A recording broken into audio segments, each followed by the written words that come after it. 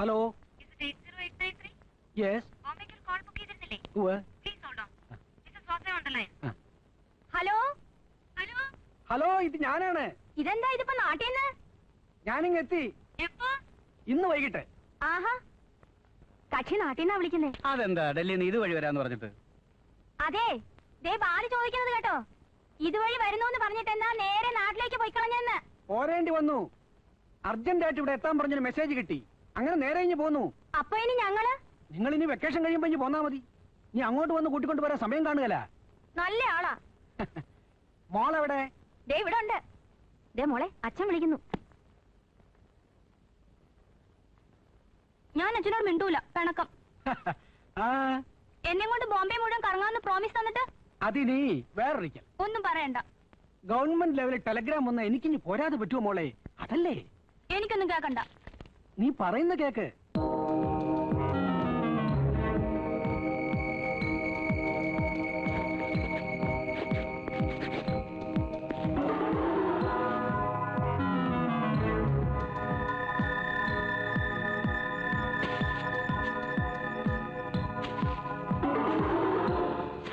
ഡ്രൈവറെ ഒന്നും അറിയിക്കാൻ പറ്റില്ല. അപ്പൊ എയർപോർട്ടിൽ നിന്ന് എങ്ങനെ പോന്നു? അതൊരു ടൂറിസ്റ്റ് വണ്ടി പിടിച്ചു. കൊള്ളാം. എന്നിട്ട് നേരെ ക്ലബിൽ പോയി. അവിടെ ഇരുന്ന് കോണ്ടാക്ട് ചെയ്യേണ്ടവരെ എല്ലാം കോണ്ടാക്ട് ചെയ്തു. അതിന് വേറൊരു ജഡ്ജിനെ കിട്ടണം, നൂർ മുഹമ്മദിനെ. അങ്ങനെ കിട്ടിയില്ല. ക്ലബിൽ നിന്ന് ഞാനിപ്പോ ഇങ്ങ് എത്തിയുള്ളൂ. കഷ്ടിച്ചൊരു മണിക്കൂർ. അപ്പൊ ഭക്ഷണമൊക്കെ ക്ലബിൽ നിന്ന് കഴിച്ചു. എന്നിട്ടൊരു ഫ്രണ്ടിന്റെ കാറി വന്നിറങ്ങി, നമ്മുടെ മണിയുടെ. ഡ്രൈവറെ കാലത്തെ വിളിപ്പിക്കാം. ശാപ്പാട് നിങ്ങൾ വരുന്നവരെ ക്ലബിൽ നിന്ന് പോരട്ടെ. ശരി. ഇങ്ങോട്ട് തന്നെ. ബാലുവിന് എന്തോ പറയണെന്ന്. അപ്പോഴേ അളിയോ. Hello Balu, how are U?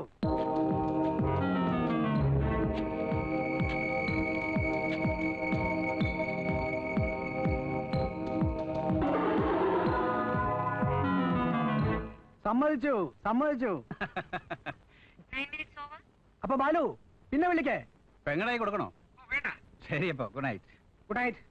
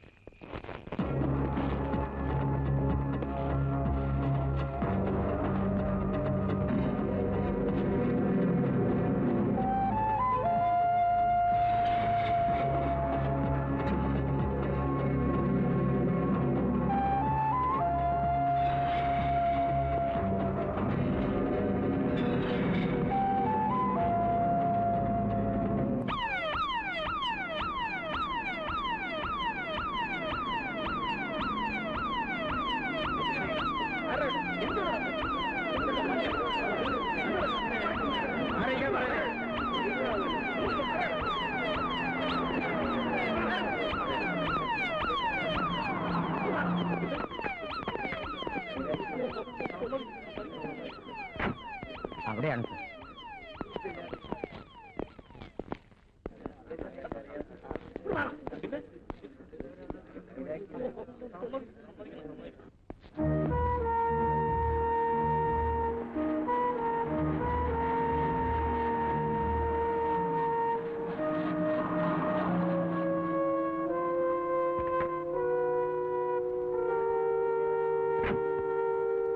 വേണ്ടടത്തും വേണ്ടാത്തടത്തും എല്ലാം കാശ് പിരിക്കാനെത്തും പോലീസ്. മര്യാദക്ക് വീട്ടിൽ കിടന്ന് ഉറങ്ങുന്നവരെ കൊന്നേച്ചു പോകുമ്പോ പോലീസും ഇല്ല, പട്ടാളവും ഇല്ല. എന്തു വിശ്വസിച്ച ആളുകൾ നാട്ടിൽ കഴിയുന്നേ?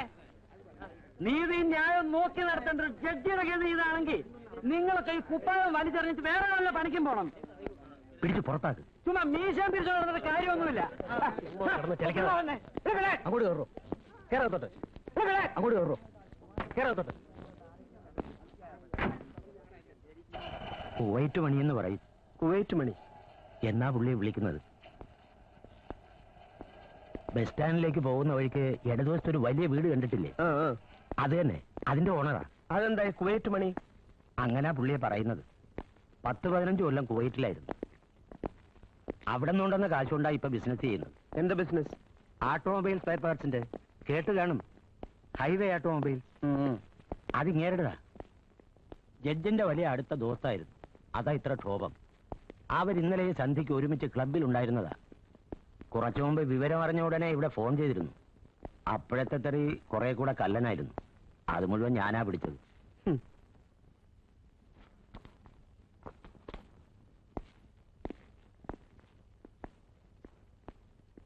ഒന്നും മോഷണം പോയിട്ടില്ല? ഇല്ല സാർ, കണ്ടിടത്തോളം ഒന്നും പോയിട്ടില്ല. ആരും അകത്ത് കടന്നതിന്റെ ലക്ഷണവുമില്ല.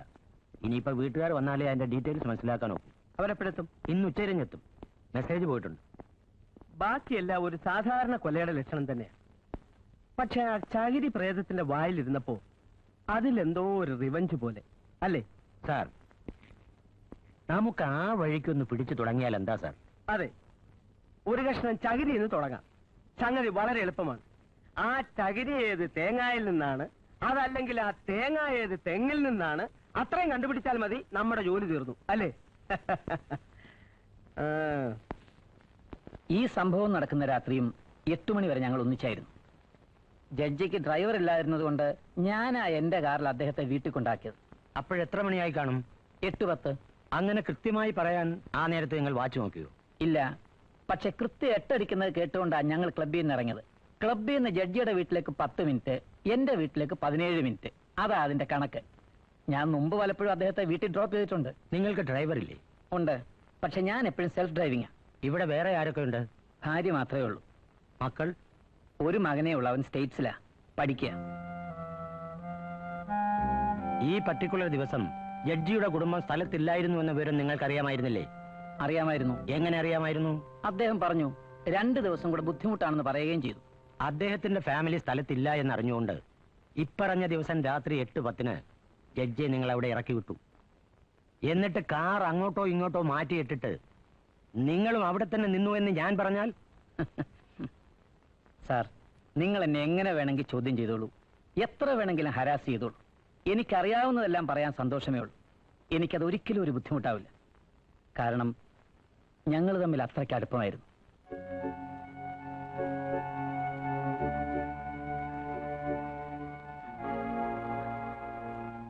മിസ്സിസ് വാസുദേവ്, ആ പ്രത്യേക ദിവസം സർ, ഈ വീടുമായി ബന്ധപ്പെട്ട സകലരെ നിങ്ങൾ ക്വസ്റ്റ്യൻ ചെയ്ത് കഴിഞ്ഞു. എല്ലാ ഫോൺ കോൾസും ട്രാപ്ഡ് ആണ്. ഈ സ്റ്റേജിൽ അമ്മയെ കൂടെ ക്വസ്റ്റ്യൻ ചെയ്താലേ നിങ്ങൾക്ക് തൃപ്തി ആവുള്ളൂ എന്നാണോ? കുട്ടി പറഞ്ഞതൊക്കെ ശരിയാണ്. എന്നാലും ഒരു കല്ല് പോലും അൺടേൺഡ് ആയിട്ട് വിടരുതെന്ന് കരുതുന്ന ഒരു നിയമമാണ് ഞങ്ങളുടേത്. അതുകൊണ്ട് ഇഷ്ടമില്ലെങ്കിലും ഞങ്ങൾക്ക് ചിലതൊക്കെ ചോദിക്കേണ്ടി വരും. അതിനൊക്കെ ഉത്തരം പറയാൻ നിങ്ങൾ ബാധ്യസ്ഥരുമാവും. മിസ്സിസ് വാസുദേവ്, ആ പ്രത്യേക ദിവസം പുള്ളി ഇങ്ങ് എത്തിയെന്നറിഞ്ഞിട്ടും പിറ്റേന്ന് പോരാൻ തീരുമാനിക്കാതെ 2 ദിവസം കഴിഞ്ഞിട്ട് പോന്നാൽ മതി എന്ന് തീരുമാനിക്കാൻ എന്താ കാരണം? പ്ലീസ്.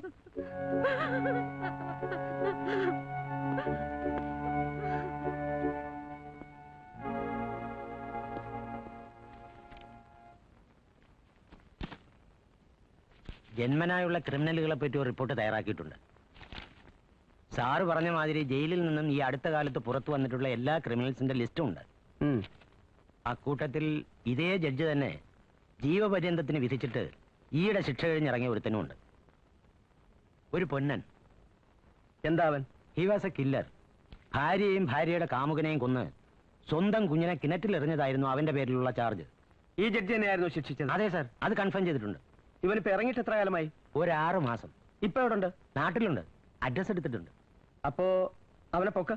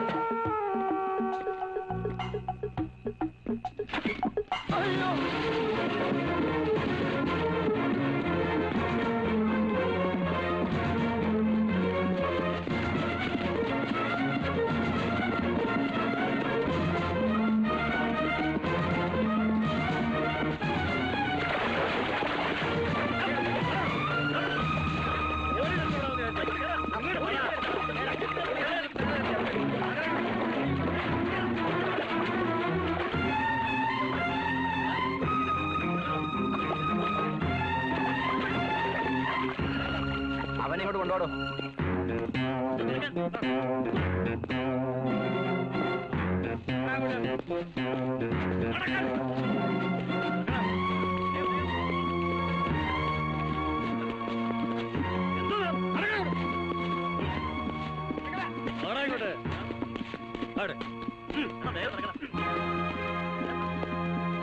നിങ്ങളങ്ങോട്ട് മാറിയുന്നേ.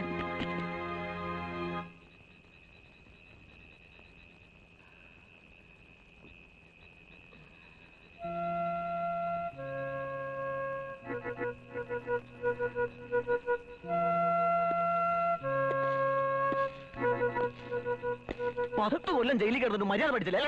അയ്യോ പൊന്നു സാറേ, ഞാൻ ജയിലിൽ കിടന്നിട്ടില്ല. പിന്നെ നിന്റെ തന്തയുടെ തറവള്ളായിരുന്നോ എത്രയും കാലം? എന്റെ പൊന്നു സാറേ, ഞാൻ ജയിലിൽ കിടന്നിട്ടില്ല. ഞാൻ നിങ്ങൾ ഉദ്ദേശിക്കുന്ന ആളല്ല. പൊന്നൻ? അയ്യോ, ഞാനല്ല പൊന്നൻ. പിന്നെ നീ ആരാടാ? അവന്റെ അമ്മായിപ്പന അല്ലേ? ഞാൻ പൊന്നന്റെ ഇപ്പോഴത്തെ ഭാര്യയുടെ. അതെന്താ, അവന് 2 ഭാര്യമാരുണ്ടോ? ഉണ്ടായിരുന്നു. ആദ്യത്തെ അവളെ കൊന്ന്. ഇത് ജയിലിൽ നിന്ന് വന്ന ശേഷമുള്ളതാ. അവളുടെ ഇപ്പോഴത്തെ ആളാണ്.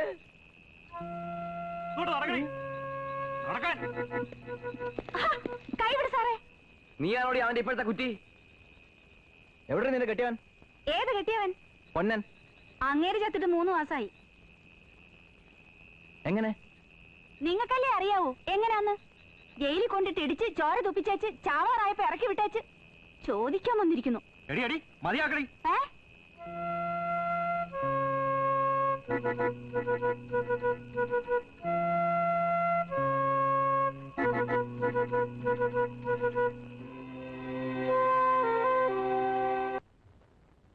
മോന്റെ ഒരു കത്ത് ഇന്നലെ സ്റ്റേറ്റ്സിൽ നിന്ന് വന്നിരുന്നു. ആരോ അവന് രൂമക്കത്ത് അയച്ചു കൊടുത്തിരിക്കുന്നു. നിന്നെപ്പറ്റിയും നമ്മളെപ്പറ്റിയും. കത്തിന്റെ കൂടെ അവൻ ആ കത്തും വെച്ചിട്ടുണ്ട്.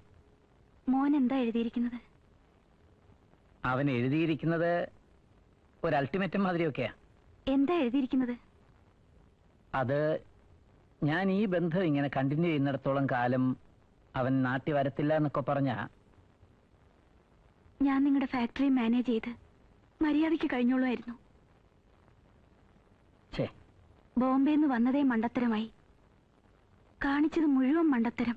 അങ്ങനെയൊക്കെ തോന്നാൻ തക്കണം. ഇവിടെ എന്തുണ്ടായി? മനസ്സിന് ഒരു സ്വസ്ഥതയില്ല. എനിക്കിന്നലെ കൊച്ചണ്ണന്റെ ഒരു ഫോൺ ഉണ്ടായിരുന്നു. എന്താ? അത് പിന്നെ പതിവ് പോലെ ത്രെറ്റനിങ്ങാ. രണ്ടുപേരെയും തട്ടിക്കളയും എന്നൊക്കെ പറഞ്ഞുള്ള ബഹളം.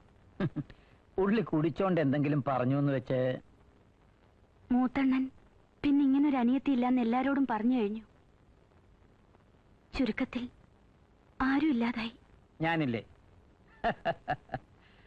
ആരൊക്കെ മലമറിച്ചാലും ഞാൻ നിന്നെ വിടാൻ പോകുന്നില്ല. പോരെ? ഏതായാലും നാട്ടുകാർ മുഴുവൻ അറിഞ്ഞു, വീട്ടുകാരും അറിഞ്ഞു. ഇനിയിപ്പോ ഒളിക്കണ്ടല്ലോ മോന്റെ മുമ്പിൽ പോലും. അല്ലെങ്കിൽ ഇപ്പൊ വലിയ ഒളിപ്പല്ലേ?